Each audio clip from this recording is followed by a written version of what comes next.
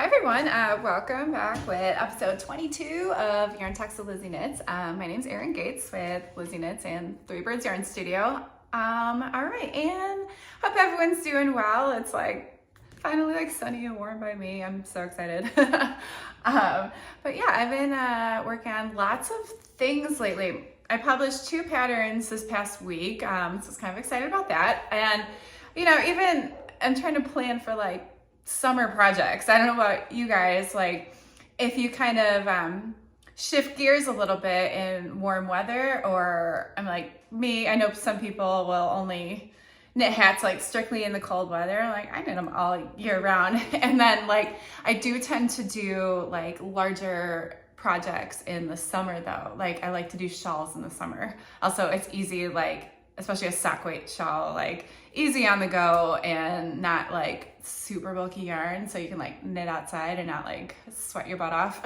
with like real wool. And I don't know, but I'm kind of all over the place too though right now. But I do want to, I was thinking this morning, like I want to start working with more sock weight now that it's like it's beginning of May. You know, I got time, but I'm like, what do I want to make this summer? I don't know. You guys, I like to plan ahead, and like, okay, I know I'm going on a road trip with the kids. I'm like, I need like a travel project, so I'll probably make a shawl with me. Something to work on in the car. Yeah, I don't really like work on hats on road trips. Like they're too quick. I need something that's gonna like get me through the week. But yeah, right now, let's see. Okay, I have 2 things here that I want to go over. One is a gloves pattern that I just published. So if you're following me on Instagram, it's a Trinity Fingerless Gloves with Malabrigo Chunky. So I'll talk about that in a minute. But first, I want to talk about Noro Yarn. All right, this is Noro. If you are unfamiliar, Noro is fantastic and it's so unique, and like Noro is Noro, and like every time I see this on a shelf at stores, like my focus immediately goes, I'm like, oh, they have Noro. It's just so fun. And this one is Curion, and it's a worsted, and this one is 100% wool, but Noro does have like a lot of like bamboo or like in silk blends, but this one's strictly wool. So I have I got 6 skeins of Curion from, let me say that, Curion. So apologize for pronouncing that incorrectly. I gotta practice that one. And so I got 6 skeins from Knitting Fever. And if you've heard the Knitting Fever company before, they're the distributors for many luxury yarn lines. So one company that they represent, Knitting Fever, is Noro, Juniper Moon, Ella Ray. They are Lika needles and accessories distributors, and so many other Lanes du Nord. It's Family Mirror and Mirasol. What else? There's one I'm trying to think of, and I can't. So tip my tongue. Another one that I carry in the shop. I don't know, but you get the idea. So Knitting Fever is the distributor for all these amazing yarns, and me, as I'm a shop owner, this is how I order Juniper Moon. Actually, I'm kind of on Juniper Moon kick lately, and it's such a wonderful company, and I love all their products. So Knitting Fever is the main bubble that represents all these lines. So Noro, and also for my Lizzy Knits company, I am on their social media team. So, which was a thing that got started in the new year this year. So I was really excited about it. And part of being on the social media group is they send me all sorts of fun products to try. Like, yay, I just get a big box in the mail. Like, it's a surprise every time. And like, it's like the best day ever. I'm like, okay, what can I make? And then my brain starts turning or working and full of ideas. So it's been like a great experience collaborating with Knitting Fever and learning about all these wonderful companies. And bonus, because I also own a yarn store, I get to try product in the meantime of stuff that I might want to carry in the future. And so that's my business with Knitting Fever in a nutshell. So Noro is one that has been on my mind, and before opening the store and everything. Like I'm very familiar with Noro, and I love it, love it, love it. I love it so much. You should try Noro. And it's on my wish list to carry in the shop. So this has been a great, and I'm definitely going to carry this. So I might place an order next week. Let's see. So this worsted, where did I live? I have so many things I want to say about Noro. Collect my thoughts for a sec. Noro, no, okay. Where I was going with this. They gave me 6 skeins of it. So I had it for a couple weeks, and it's been sitting in the box. I'm just trying to think. I'm like, what am I going to make with the Noro? What can I make? So Noro, and there's like 30 different colors. Okay, I already used 2 of the skeins. I'll show you. I'm working on a scarf, so I'll show you in just a second. They look like this. And believe it or not, these are all the same colorway. This one is called, oh no, they're numbered. This is 95. I know the names are online, but it's not. Yeah. Anyway, this is all the same colorway. But the thing with Noro is it's a self-striping yarn, or color changing, self-striping. It changes into a lot of different colors. So depending on where you cut it, so they put so many grams in a skein, you know, each skein might look a little different just because it's starting on a different color. So just a little FYI on that. So you look at it, it's all the same. So I was trying to think, like, how can I want to color match, because it's going to start doing color block, you know, big pieces and stripes and whatever you make. And then like when you add a new skein in, like I always try to, I'll like waste some so I can get to a color that is the end of the previous skein, to try to like, so it's not so choppy. If you've experienced this before, or because if you just do like, this is pink and then tie it to the pink, you end on pink, but then the new one starts on yellow and that's your join. Like, well, unless you're fine with that, and it will change into a different color immediately. I do try to blend them as best I can, but I came up with an idea, and it's, all right, let me show you what I'm working on. This I casted on a few days ago, and I was flying through it. Like I was knitting this at my daughter's softball game the other night. Like I'm definitely I'm the parent that knits at every game.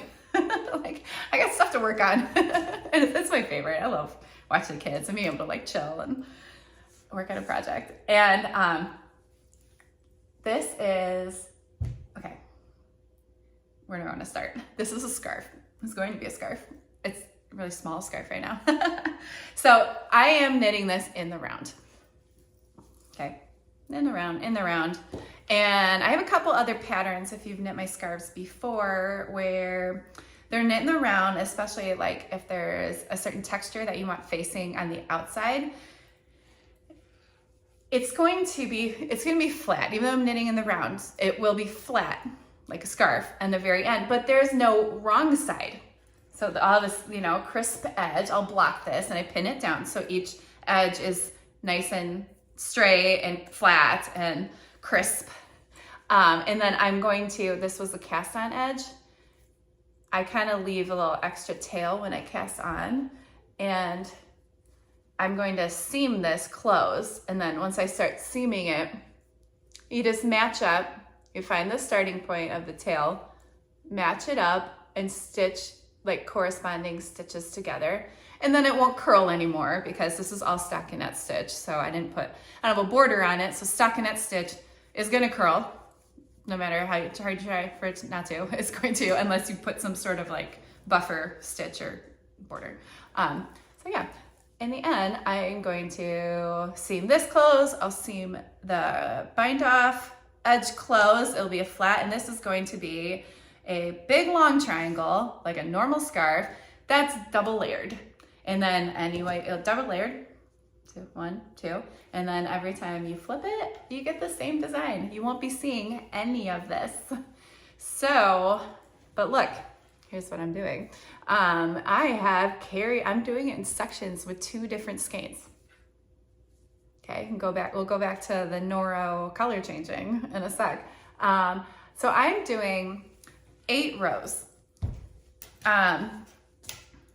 Here's my working yarn, 1 and 2. look at, they're, you know, like I said, these are the same colorway, but they're just on different parts of, I don't know the terminology or how it came off the machine. Like we're on the green section here, and this is more pinks going in, deep red, like going into then the browns. Okay, so what I was toying with this idea. I'm like, what if we use two and we take two color changing self-striping yarns, and then make stripes out of those. That's what I did. And I was skeptical at first. I'm like, this might just look absolutely chaotic. Like, but then I was thinking, like, well, maybe I kind of want a little, I don't want it to be so perfect, because it just looks, it's just very colorful and vibrant, and it's creating stripes within the stripes, if you catch what I'm saying. So for instance, I just got done. Let's take this little like pinky red section.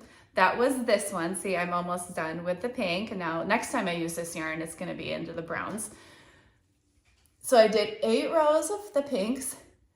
I did 8 rows of the other one. 8 rows then of this skein. So you can see here, it was in the yellows, then greens, and then there was one final row where it started to blend in some of the pink, but then I dropped that one and I knit with the other one. And then when I picked up this one again, you see the pink started on our next section. So it's all just 8 rows of 8 rows, 8 rows, 8 rows, 8 rows. And I think it's really cool. And like I said, like, it's not perfect. Like, the stripes aren't perfect. I didn't expect them to be, but like, I'm happy with how it all came together. You can see, like, sometimes, you know, one 8-row section was kind of just all the same color. It hadn't changed yet, like it lined up nicely. But then some of these sections, let's see, this is, oh, like here between my fingers, that's one section where we started out pink and then we ended up with brown within that stripe. So it kind of just is a free form, just let the colors change on their own. You don't do, you're just counting 8 rows and then switch to the other one. So I don't know, I'm very pleased with it. And I started this 3 days ago, so I think I'm kind of flying through it. But I don't know, just wanted to show you and give you the update. And I think, so like I said, I'm gonna block it, I'm gonna seam it closed. I might add some fringe, that'd be cute. And then, see, you can, I'm not cutting the yarn every time I'm rejoining it. There's no point, there's no point. So I'm just twisting. When I pick up the new strand, I bring it under the one I'm dropping, and you give it like one little twist when you're changing colors. If you didn't know that trick, you want to twist them once around each other before you start knitting. So then they kind of are secure. They're not going to budge on the inside. And, well, mainly, it won't, when you're switching between colors, it won't have a little gap between the two colors when you start the round with the new yarn. Sometimes there is a space. So this, when you wrap them around each other, it kind of eliminates that. Wonder if I could, yeah, I'm not at a part to show you, but I think you get the idea. Just give 2 balls of yarn, one little swoop around each other, and then continue with the new yarn. And another thing, I wasn't too stressed. So you see, I'm carrying across 8 rows, rounds, but then if it wasn't knit in the round, I might have like trimmed it and said in the pattern to, you know, cut it, rejoin every time if it was going to be visible. But this thing is hollow, and the whole, it's on the inside. No, you're not going to see the inside of this at all. I've made this type of scarf, or I've made cowls before too, where then you seam the 2 ends together, or Mobius, you can do the tube, give it a half twist, and then seam. Those are a lot of fun. But like, especially for color work, it's like trim the ends, like just put a knot and leave the tail on the inside. It's no one's gonna see it. So if it's hidden, I don't stress about it too much. something. So yes, and that's my Noro scarf. Curion, got it. And really, there's 30 shades. I'm seriously thinking about bringing this to the shop soon. It's so fun. It's so fun. And it's single ply. Actually, it's felted too. Oh, you know what? It's actually double ply, but it's the way it's felted, it does look single. But if you really pick it apart, you can see there's 2 strands in there, but they're kind of fused and felted. But it looks like a single ply. And it's just it's 100% natural fibers. It's buttery soft, and it's really my favorite at the moment. I'm having so much fun watching these color changes, and this is a basic knit scarf. I literally only knit stitch, but it's just been really fun to see how the colors unfold, and I like it. I think it's eclectic looking, and I think it's gonna be fun. So hopefully get that done within the week. I did start typing up the pattern because I calculated gauge, I calculated needle size, I calculated how many stitches, and I wrote it up. So I'll get that out to you probably a couple weeks when I wrap this up and get some pictures, but I think it'd be fun. The other thing, I'm gonna have to wait and see.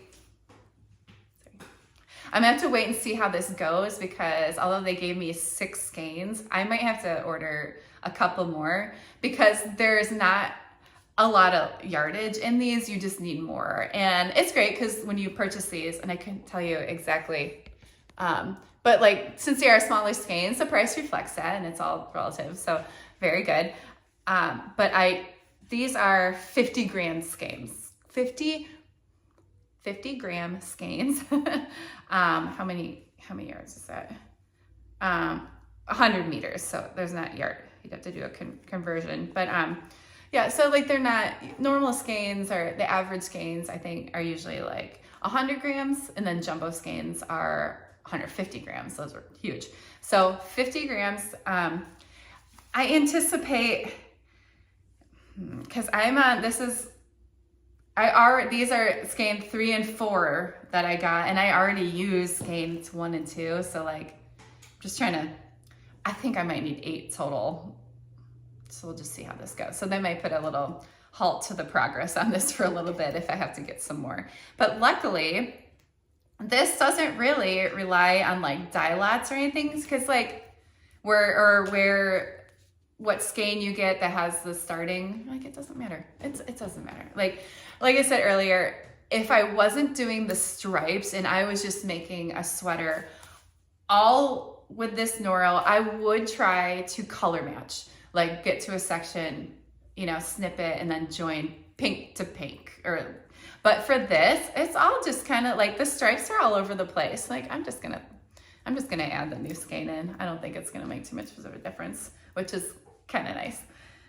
Okay, so new scarf pattern in the works. We'll see. So I think I'm gonna burn through these 6 and next week, and then see what the length is and see if I even have enough left over for fringe.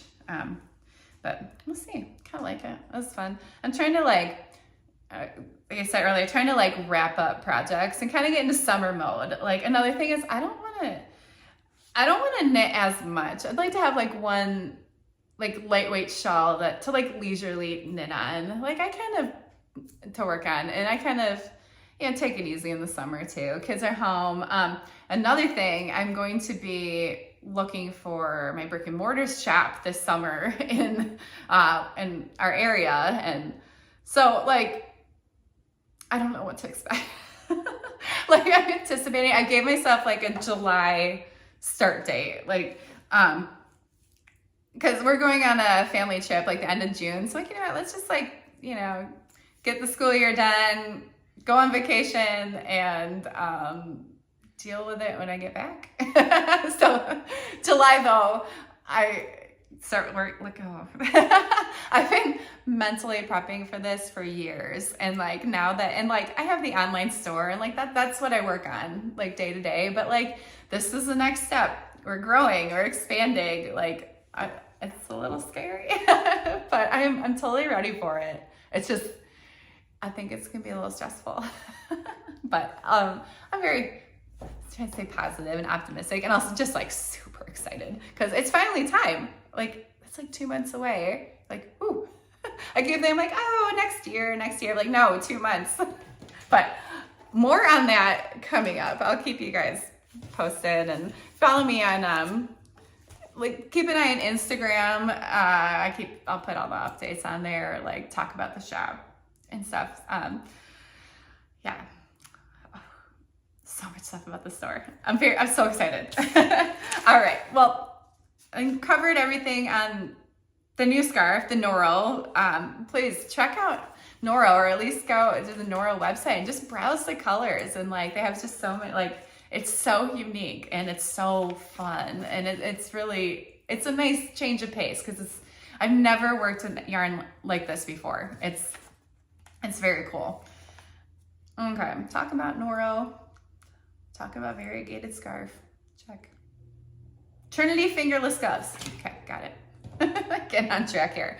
I published this pattern earlier this week, and it wasn't like a full brand new pattern. I revamped the Trinity Fingerless Gloves, same name, same everything. This was one of my first patterns that I ever wrote. And I wrote this 10 years ago, and it was kind of crazy. I saw like the copyright date, like on the file when I started going in again. I'm like, 10 years? Like, so this is around the time, in 2 weeks, my oldest son is turning 11. So I wrote this when I was like full on in like new mom mode, and like with a newborn baby, or I mean not newborn, but back in that time, like I just had all these like memories come flashing back, and like we lived at our old house, like, and I was just kind of like a hobbyist knitter, but like I was on maternity leave. I've been knitting since like 8th grade. That's somewhere around there, 7th, 8th, freshman year, like. But I've always been like, it was just basic, like whatever. So I remember when I was pregnant with my son, I like dove in deep on like learning. I was making everything. I made my first like baby sweater. It was all cable knit, and I kind of became a little obsessed. And I don't think that actually stopped the knitting obsession. This is when it all began. Here's my origin story. But anyways, I was knitting all the time, and also like I was upping my skills, and I started I tried my hand at writing a few patterns. Some of them didn't make the cut in the first attempts at pattern writing, and then I have those saved in the computer too. I have this thing. I tried to make like a stuffed animal that had color work, like, you know, props to Erin 10 years ago, because I could see why I didn't make it off like out the drawing board. Like I bit off way more than I could chew back then. Like, but anyways, this was it was a fun one. I was just thinking about my life was very different 10 years ago. And I'm still in the fiber business. That's like the biggest part. Like I didn't stop. I was doing this for fun, and I had 2 published patterns. Now I just published 101 yesterday. Like I didn't ever think that I'd keep doing this. It was just trying to get me by. And then it was nice making a little money. I started out on Etsy, like just selling PDFs on Etsy. I eventually got a Ravelry store. Just, you know, like I stopped working as a stay-at-home mom now. It was nice having a little extra money, and it made me feel good about myself. Also, I found it to be very like, knitting is very relaxing to me when I'm feeling like overwhelmed. And back then when I was having the babies, it's like, I was kind of having a hard time just, you know, like figuring it all out, juggling the kids. My second daughter, my kids are 16 months apart. So like I was kind of like in the baby thing, and knitting always just like made sense to me, and I loved it. So I kept going, and now I talk to myself about yarn and post videos about it. It's so funny. 10 years ago, I never would imagine I'd be here. Okay, so back to the gloves. Give you a little background on me. Back to the gloves though. I have always loved this pattern. And back then when I wrote it and I'm just home, just feeding and changing my babies, I was making a ton of these gloves. Like I was making them and like I gave them away for Christmas. I started doing craft fairs and like gloves were always a big seller. And I got like, I made so many and it's like, they're kind of tedious after a while when you have to go back and do the thumb. It's like, it's not difficult, but sometimes it's like, hats are just quicker. And if you're like making things to sell, these aren't always like, my number one thing that I want to make to fill like a booth with, but they're always the best seller. So it's kind of give and take. But these like, okay, I wanted to, first and foremost, I have rewritten this with Malabrigo Chunky. So the original, Hollyhock, I got another one. The original pattern that I had, I used a different bulky weight yarn, but it's not easy to find anymore. And it's like, okay, well, why don't I rewrite this for a yarn that like I sell? And also I sell the yarn so I can, you know, bundle things and I want to like design for things at retail. So Malabrigo Chunky is one of the top sellers in my shop. So like, okay, just made sense. Here, I have another pattern suggestion. So the yarn though, the gauge was slightly different. I ended up going down a needle size. Like I had slightly larger needles and they were just too loose and like, you know, so I had to like tweak the sizing a little bit. And it's funny, it was going through my pattern, my writing style is so different now. Like it's kind of cool to see. And like, there's nothing wrong with that pattern. It was tested and like, it's a functioning pattern, but like I was going through stuff I'm like, oh, no, like don't say it like that. It was kind of fun. So like I wrote it in like my updated writing style. And aside from the sizing, the biggest thing was the thumb. So, and I know if you've watched my previous podcasts and stuff, I think it was my spearmint mittens, the ones with the caracal. I have a mitten pattern. I might have gone over my thumb techniques. So over the years, I have this style now with mittens and this is a gusset thumb. If you can see it, you increase stitches and then you put them on a placeholder. They kind of hang out to the side while you finish the hand. And then you go back later and add them onto working needles, rejoin the yarn, and then continue, well, this is short because it's not a full thumb. But a big problem when you are going back and then picking up the thumb stitches is you get two holes. You get a hole here and you get a hole right here. And it's very annoying. It's so annoying. It's kind of similar. You would get them on the heel flap when you're making socks. Like that could happen too, just where like right on either side. So in the past or what you can do is when you rejoin the yarn to finish the thumb, you can take the tail, like leave some extra. And then when you're going to weave that tail in later on the inside, you can kind of take your tapestry needle and thread it through so you can kind of pinch those holes closed. So like totally cool, that's fine.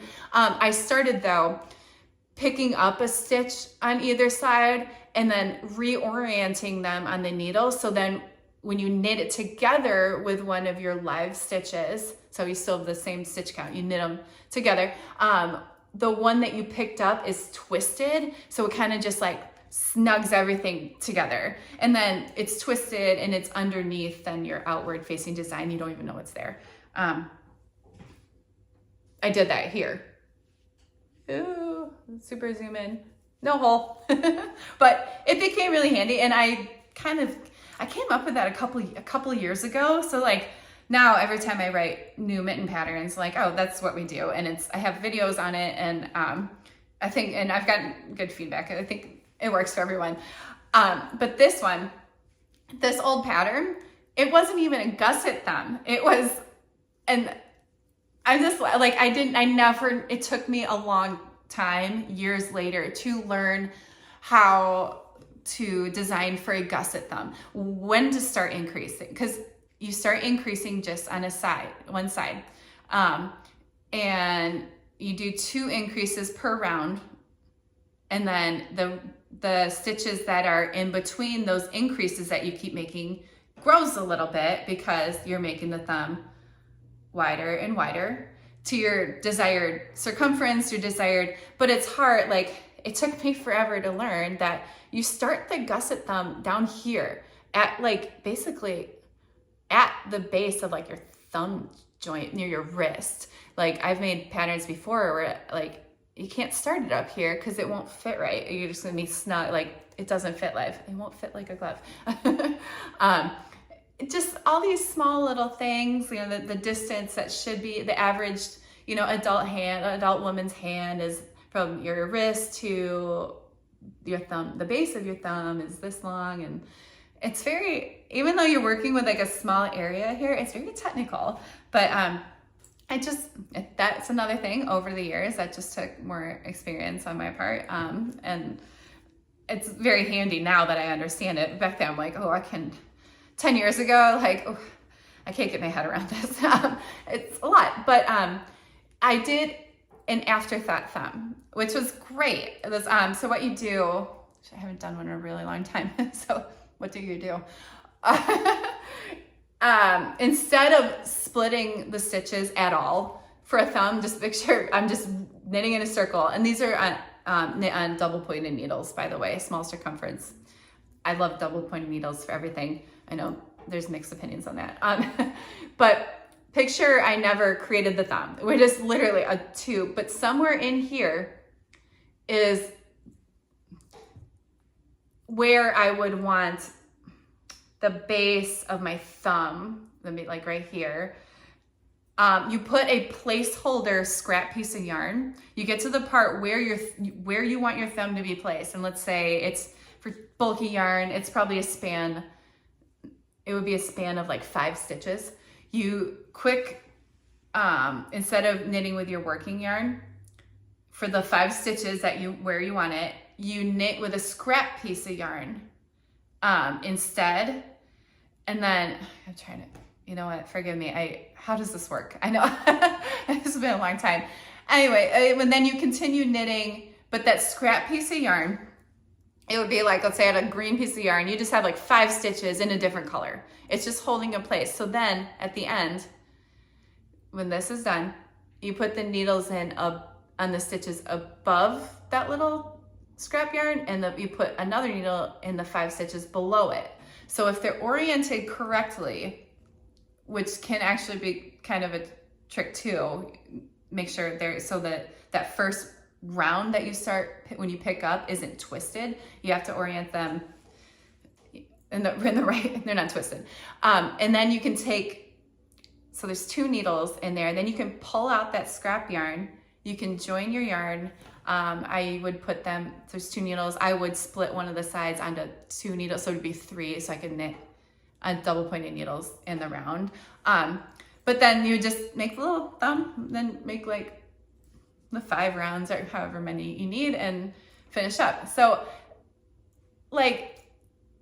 it was easier back then to do an afterthought thumb, but I like a gusset thumb so much better because your thumb is not sticking out of the back of your hand. Because the thumb would then be here.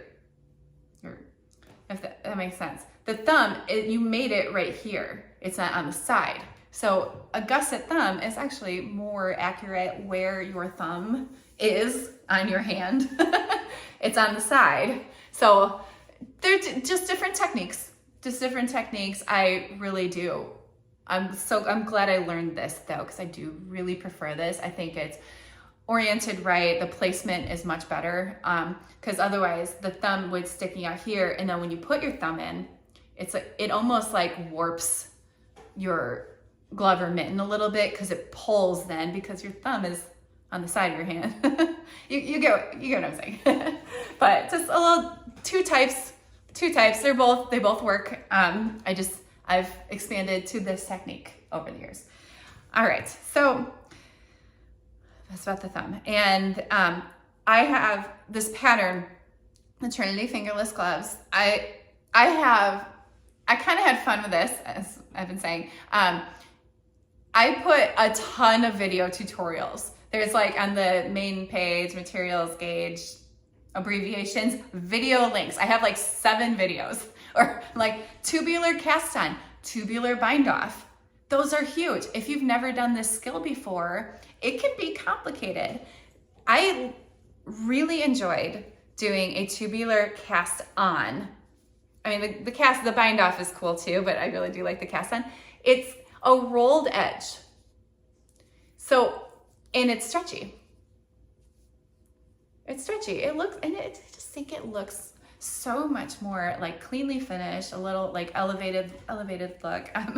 But like, it's just more functional, and the stretchiness and the nice rounded edge, it just looks so good, and it's really comfortable. And these are all stretchy. It's a snug fit, but like they give.